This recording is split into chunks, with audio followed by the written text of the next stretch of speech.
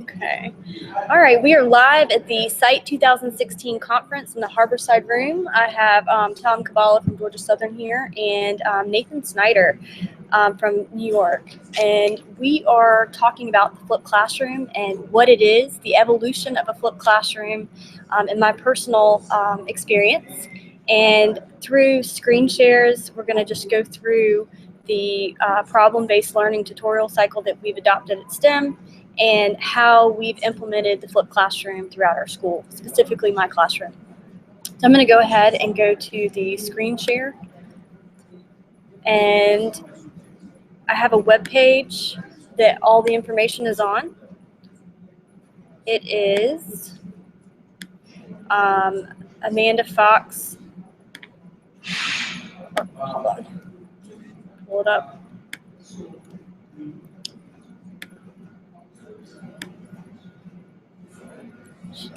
It's actually foxbright.weebly.com.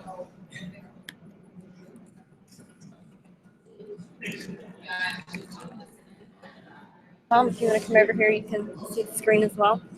So we're going to the Site 2016 Flip session. And all of my materials are curated here. I'm Amanda Fox. I'm the film instructor and an instructional designer at the STEM Academy in Savannah, Georgia. And we are at the Site conference. So to start talking about where my flip journey started, in 2013, I went to the South Carolina Midland Summit in South Carolina, and I saw Lodge McCammon talk about the flipped classroom. He uses whiteboards, and his method just made it accessible for everyone. He talked about using whiteboards and taking a standard, unpacking it, and then putting that standard on whiteboards for the middle school or high school classroom. So I adopted that. That's where I started.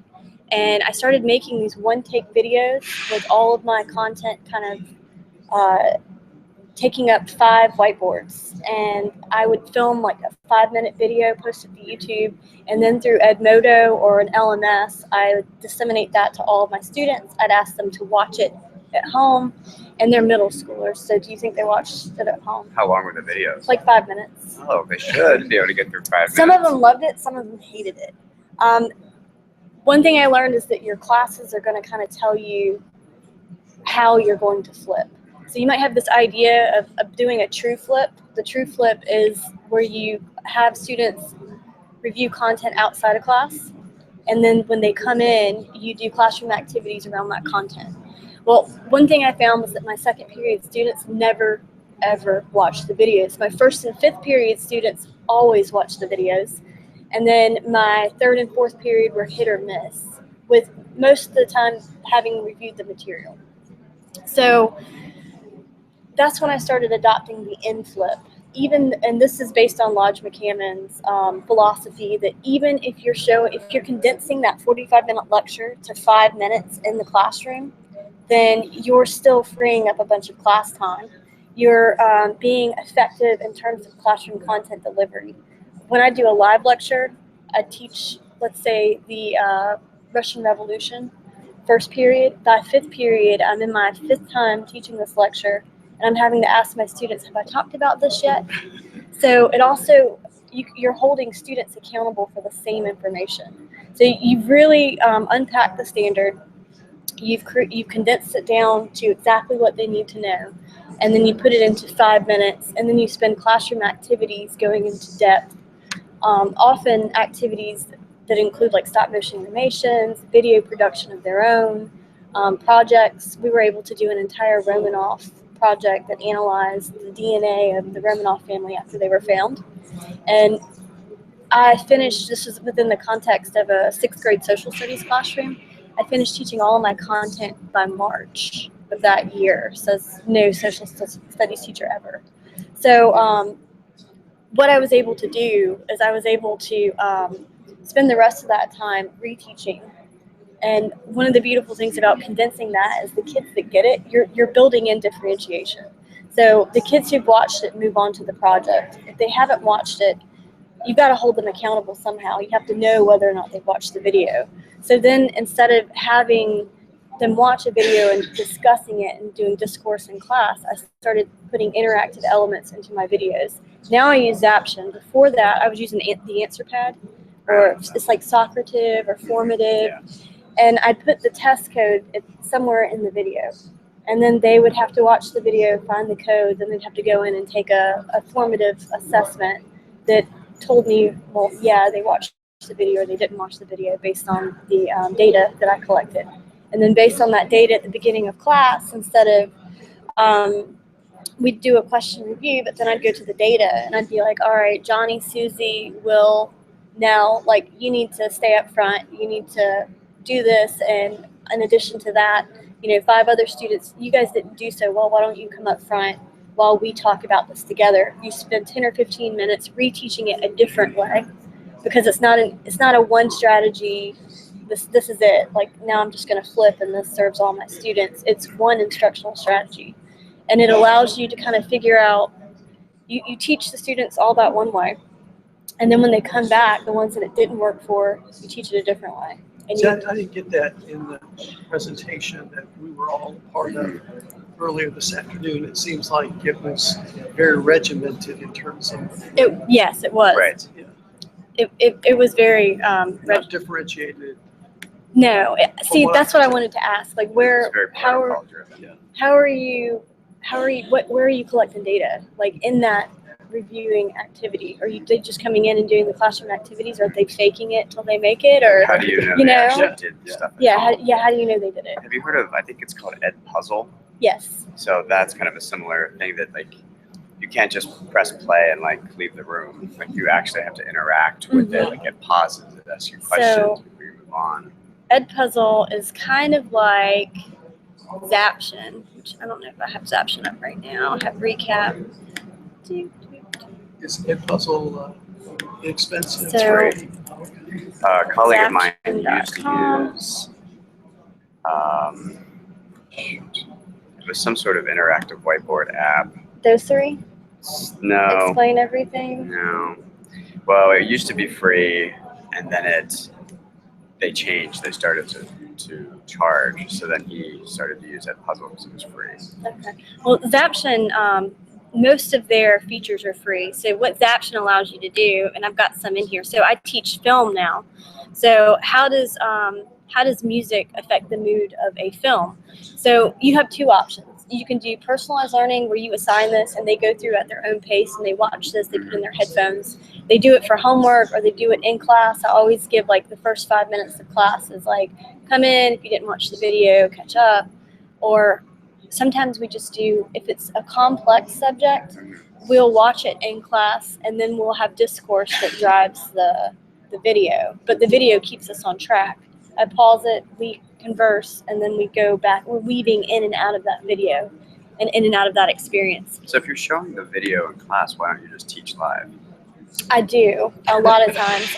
So depending on the content, like if it's if I'm teaching in medias res and writing, let's say a horror script, they need to know the different components of a screenplay. I'm going to create a lecture and I'm going to send them to that's knowledge that they need to acquire. That's easy. I don't need to be there to spoon feed it. They can watch that. But if it's something complex as perspectives and using the camera as the killer, or the house as not just a setting but a protagonist in the story, then those are things that we actually discuss in class, because they probably don't have any prior knowledge of that context. So that makes a big difference. But in this instance, here's the Zaption, and if I were to do this live and I start the presentation, it's the Pirates of the Caribbean boat scene. So it plays the beginning. What is the tone or mood the music adds to the film? So they enter the comment below, and they do this live. They connect through the code, and then I can pause the video. Hi, we've got another person joining us. Yeah, may I sit here? Yeah, perfect.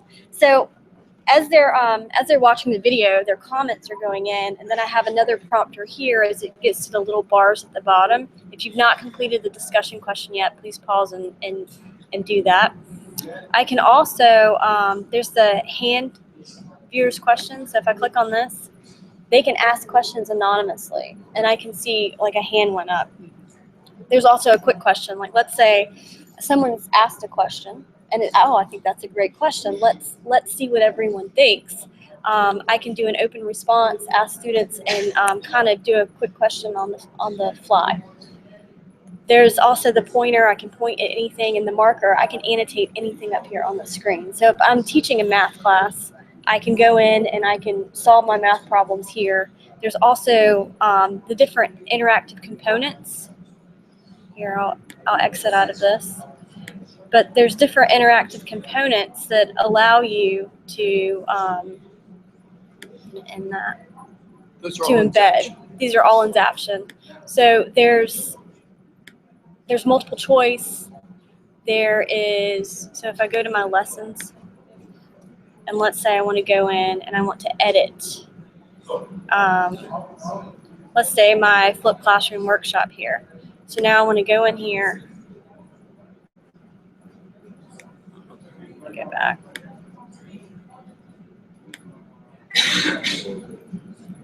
Draft. I want to unpublish it, edit it. So I'm going to unpublish, which is going to take away all my responses. But this is what the gallery looks like when you're creating the content. So as I get to my interactive components, you can just highlight, Google Classroom is how I collect my student work. What CMS LMS do you use? As you go forward, you can prompt them to even pause the video and explore different tools. How many of you have played with flipping your classroom? They put in their open response. So this is what I use, and through this video you can see the different tools that I use as well to create content, assess students. So these are the initial flipped whiteboard lectures, and you just essentially create all of your whiteboards. Anyone can do it. You just buy them from Home Depot. It's $14 for 6 boards. You condense your information into bullet points. You use colored markers to kind of highlight different things you want students to know. So types of oligarchical control, military, social position, religion.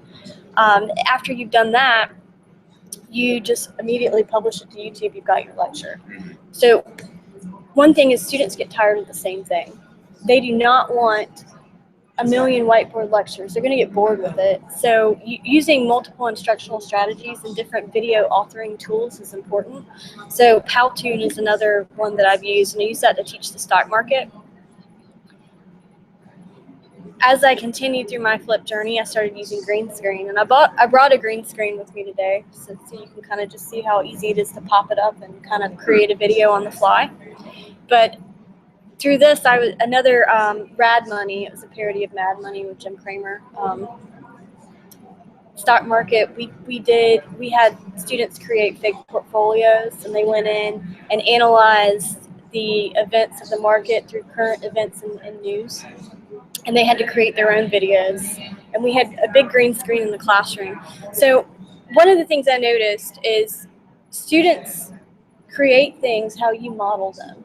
So if you're actually creating these videos, a lot of times what would happen is the students would actually turn in projects, because if I gave them freedom, they could do it, show me what they know anyway. They'd come up with a personalized plan of how they're going to tackle the project.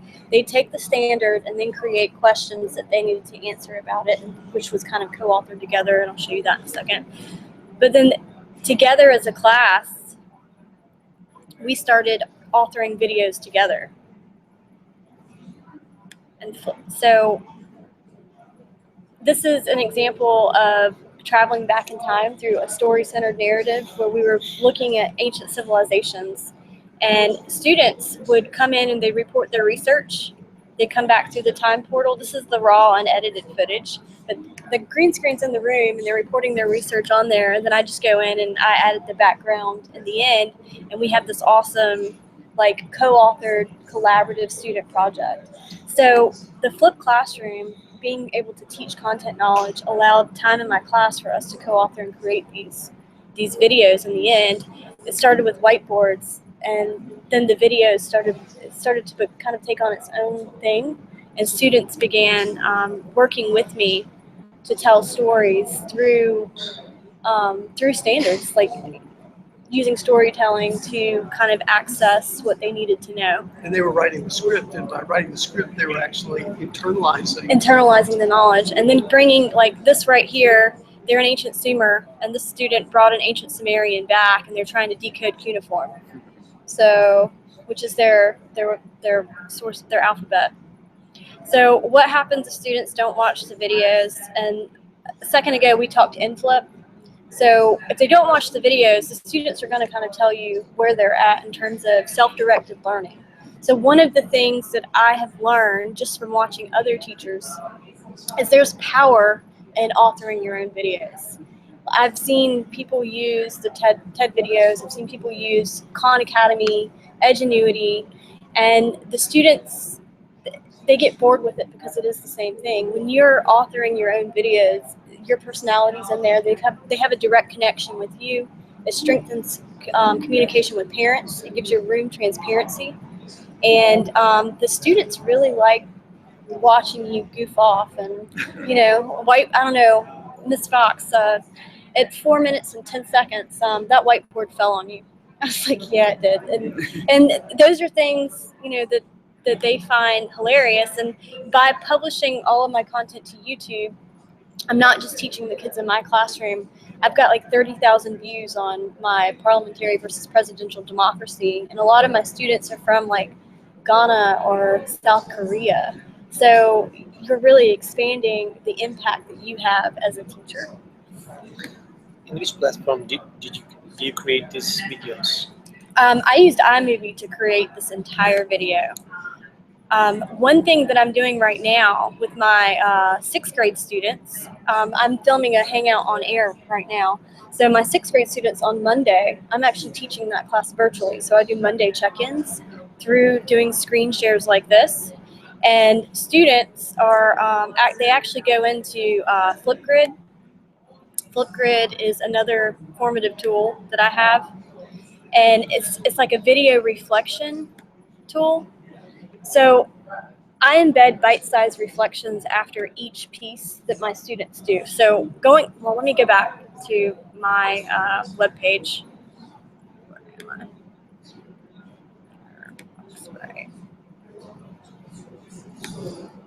Perception. Here we go. So looking at your flip style and specifically looking at STEM in the flipped classroom, we typically teach everything through problem-based learning. And we do it as a school-wide kind of co-authored endeavor. So using iTunes U, we develop a grand challenge module that students take kind of asynchronously. Some of the content is taught face-to-face, but we use iTunes U as a cartilage to kind of hold I like to call the different classes the different bones. And one of the important things with STEM is that everything is taught integrated in a transdisciplinary fashion. It's not disconnected knowledge, it's all usable. It's real world, it's problem-based. So looking at the NAE's grand challenges, we look at solar energy, restoring and improving urban infrastructure, and then we create we follow this problem-based scenario tutorial. And we start with a problem scenario, which is all of these, there's 14 of them. So the first 9 weeks, we started with restoring and improving urban infrastructure. We started with that being the problem, identifying facts of, what are the issues, where are they at, what are the global issues, what are the local implications. So our 8th graders looked locally at Atlanta and all the transportation systems and the highways, and how there are a lot of accidents and car pileups. So through that, they generated hypotheses of how to improve urban infrastructure in terms of the transportation system. They looked at our report card given by the state. I think we have a D. And then they decided that they wanted to implement a Magna train that would run between Macon and Atlanta. So they had to discuss how Magna trains worked, what we would need to implement for execution, the cost of this project, the economic implications it would have, and the number of wrecks they would think that it would reduce. So through there, they engaged in all the self-directed learning to figure out all this information. Then they applied them to this grand project, and they used videos and green screen to communicate their information. And in the end, we did capstone projects where they presented it to the community, they presented it to peers, and then they had to self-assess through reflection. And they also had to have students, have discourse to renegotiate ideas or any problems within their design. So this is exactly what we've implemented in terms of flipped classroom at STEM. But all of the identifying facts and the information, we make flip lectures and plug them into iTunes U. And that's not something that we cover in class. They're responsible for covering that as a ongoing 9-week-long project. So being able to cover all of that and plug in each content area, which I need to show you the iTunes U course. I have it on my phone. I can show you what that looks like. Do you sense that students are watching the videos that you've created multiple times? Yes. What evidence? What evidence? Yeah, what evidence do you have? do they tell you, they say, Mrs. Fox, I watched this video, and I watch it again because or do you have analytics? I do have analytics. So in addition to YouTube analytics, it doesn't tell you the individual user. I also have Swivel that I use, and I put all my videos in when I'm tracking data like that. So if it's something that I don't cover in class, I focus more on data. If it's something that I cover in class, I use observation and engagement in class, like during the inflip. I don't focus so much on a tool that's data driven. So are you familiar with Swivel? Mm-hmm. Okay. So Swivel are you familiar? Yeah. Also, I have a question. How many apps like this do you use while studying? Oh, how many apps? I use that I know of it. a ton. I'm always changing it up. I probably have a million different apps at my arsenal just to keep it interesting. But what I do is I familiarize myself with those tools, then I disseminate it through an LMS. So they're constantly just going to Google Classroom. So they go to one place. They go to one place to get everything. It takes somewhere. And that That's takes smart. them to it. Once you start using a ton of different apps and you have a ton of different places to access it, they get confused, and instruction kind of gets lost in confusion and chaos. So making sure there's one access point is very important. Going back to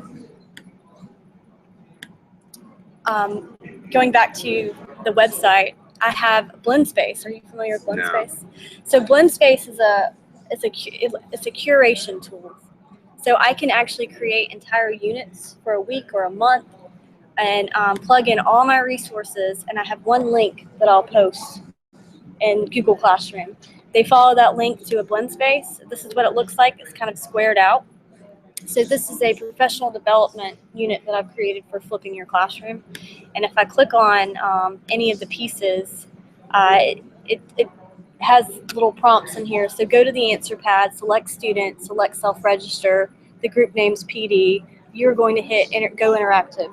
And there's also WeVideo. So this is an example of professional development with students. It might be go to this website or go to these websites and create a Google Doc documenting your research, and use APA citations to document each website that you visited.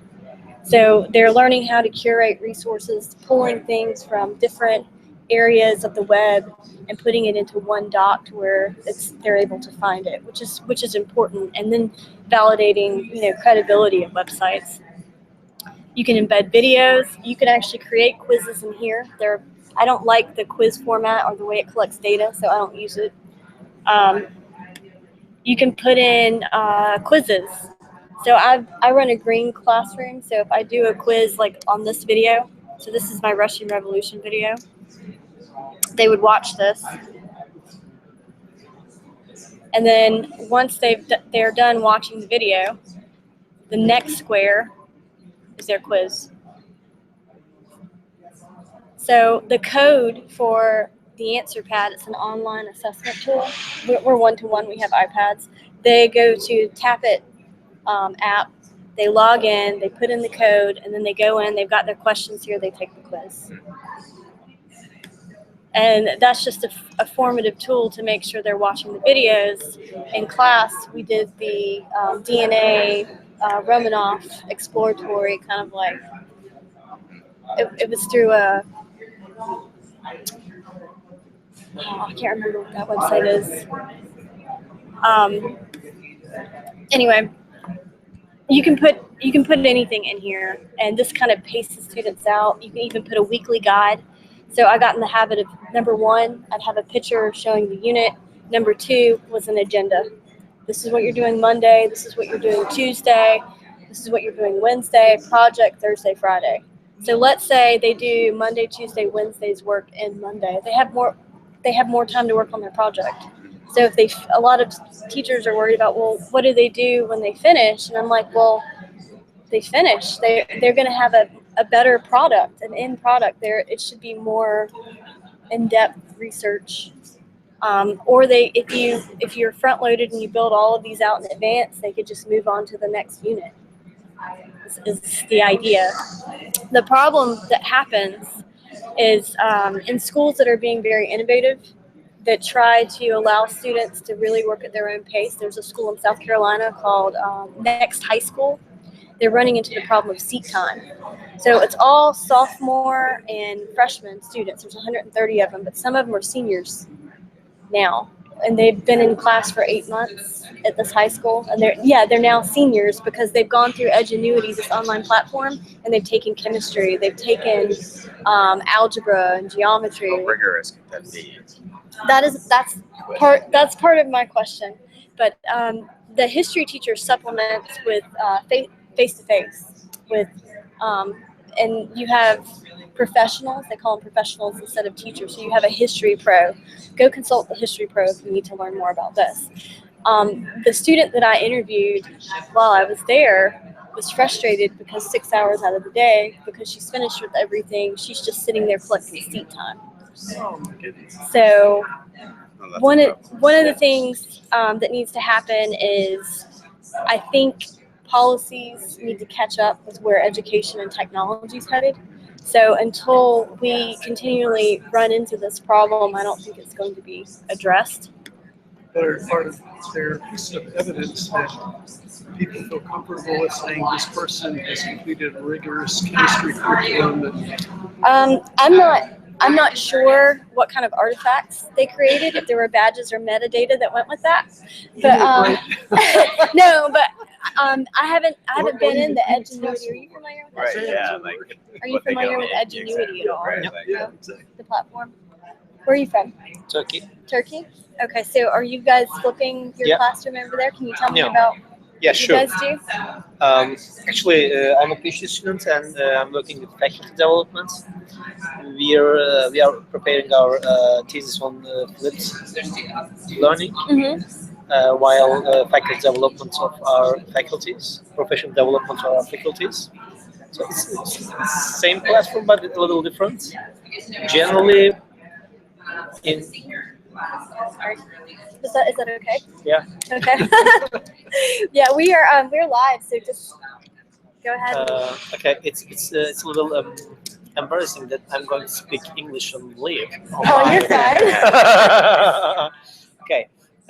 Generally, in undergraduate classrooms, flipped is not common thing because face-to-face is they get used to use face-to-face. Yes. But some lecturers they prefer this, but it's like one or two. But not the students. Yeah, not the So students. I ran yeah. into that problem. Did you run into that? I'm sorry, I missed it. So he's saying that one or two professors prefer it, but not so much the students. Some of the students are resistant. There's like a culture. There's like a shift that has to occur. Well, not everyone's going to like everything you do all the time, so. That, and if you're truly differentiating, you're not flipping all the time anyway. You're appealing to all of the different learners. Yeah, for example, one of my friends tried to do that with undergraduate students. He said that one class is okay, but if he works with like 3 or 5, it's going it's going to be a big problem for around professor, because they have to prepare lots of things before the courses, and they have to check lots of things after the courses. So are they making their own videos? Yeah, they're making their own videos. So I have mad respect for people who create their own videos because it's so front-loaded and tedious. When I taught social studies, I made probably 30 or 40 videos, and I was at school till about 7 p.m. every day. I think what a lot of people do is instead of authoring their own, they like to borrow, which is fine. I've borrowed and I've kind of plugged when needed, but I think just using other people's stuff all the time, I think it creates a disconnect between the teacher and the student, and it shifts you from being the master of your content to, I don't know, something. Yeah, like something else, a curator, like a librarian almost, instead of a teacher. Amanda, I don't want to be rude, but I need to get to another table before 3 o'clock. Are you going to Minecraft? Number 5, whoever number 5 is. They were also talking about flip stuff. Okay, yeah, absolutely. Try to steal stuff, slide it your way if I find it. Thank you so much. Oh, It's been thank a you. pleasure to meet you. And Tom, Pleasure. to meet you too. Such a All great. right. I didn't really meet you, but Well, I'm gonna close the broadcast, the Hangout on air, but I've kind of went over the precept of my journey and where the flipped classroom is going with some other insights. Thank you guys for tuning in.